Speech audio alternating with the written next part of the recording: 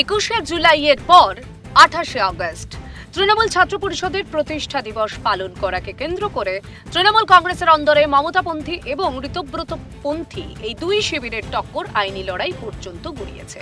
অবশেষে কলকাতা হাইকোর্ট দুই পরস্পর বিরোধী গোষ্ঠীকেই পৃথক শর্ত সাপেক্ষে সমাবেশ করার অনুমতি দিয়েছে।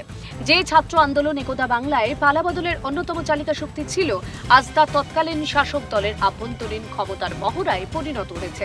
ছাত্র রাজনীতি বনাম ক্ষমতার অন্দরের অধিকারের লড়াই রাজনীতির ক্ষেত্রে এক অদ্ভুত সমীকরণ তৈরি করেছে।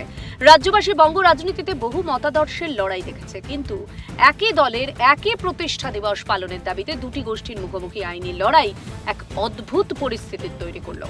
বুধবার প্রকাশিত হল ঋতব্রতপন্থী তৃণমূল কংগ্রেস ছাত্র পরিষদের প্রতিষ্ঠা দিবসের পোস্টার। সেখানে রয়েছে একাধিক মনীষীর ছবি। 28শে আগস্ট তৃণমূল ছাত্র পরিষদের প্রতিষ্ঠা দিবস, তার যে অফিসিয়াল যে পোস্টার, সেই পোস্টার আমরা আজকে, এটা আরো আগে করার ইচ্ছে ছিল আমাদের, যেহেতু কিছু আইনি জটিলতার মধ্যে বিষয়টা আটকে ছিল এবং জায়গাটা ঠিক হয়নি। কোহিনুরদা যেটা বললো খুব সঙ্গত কারণেই এই হচ্ছে আমাদের এবছরের 28শে আগস্টের পোস্টার।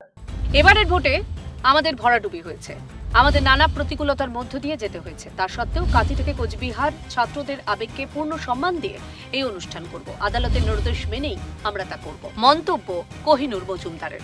আমরা সবে নির্বাচনে এবছর পরাজিত হয়েছে, এটা পোল ডিবাকেল হয়েছে।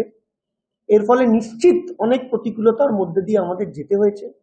তা সত্ত্বেও এই তৃণমূল ছাত্র পরিষদের আমাদের যে সর্বস্তরে কাঁথি থেকে কুচবিহার যে ছাত্রদের আবেগ, সেই আবেগকে আমরা পূর্ণ সম্মান দিয়ে আমরা এই অনুষ্ঠান করব। আমাদের কোর্ট কিছু নির্দেশ দিয়েছে, সেই নির্দেশ মেনেই আমরা করার চেষ্টা করব। কোভিডের পর থেকে কোনো অজ্ঞাত কারণে কলেজে ছাত্র সংসদ নির্বাচন হয়নি। এবার নতুন সরকারের কাছে দাবি প্রত্যেক কলেজে ছাত্র সংসদ নির্বাচন হোক। আপনারা জানেন, কোভিডের পর থেকে প্রাক্তন মুখ্যমন্ত্রী মাননীয় মমতা বন্দ্যোপাধ্যায় প্রতিবার 28 আগস্টে বলতেন যে ছাত্র নির্বাচন হবে, কিন্তু কোনোবারই কোনো কারণে কোনো এক বিস্ময়কর এবং অজানা কারণে ছাত্র নির্বাচন হয়ে উঠত না।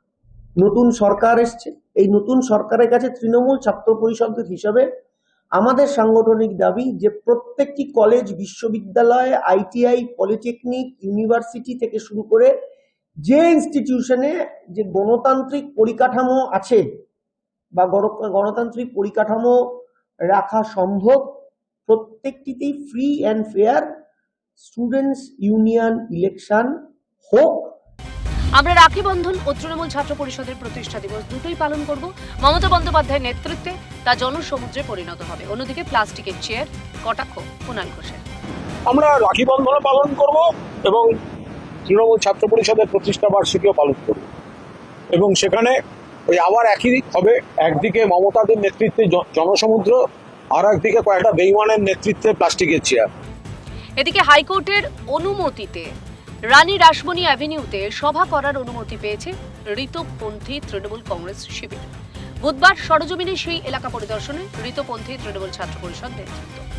হাইকোর্টের নির্দেশকে মান্যতা দিতে হবে, অভিভাবকের মতো আমরা সাহায্য করব বললেন বিধানসভার মুখ্য সচেতক আখরুজ্জামান। যেহেতু আমরা তাদের গার্জেন অভিভাবক হিসাবে তাদের সব রকমই যাতে সহায়তা করতে পারি, সেই দিকটা আমরা লক্ষ্য রাখছি।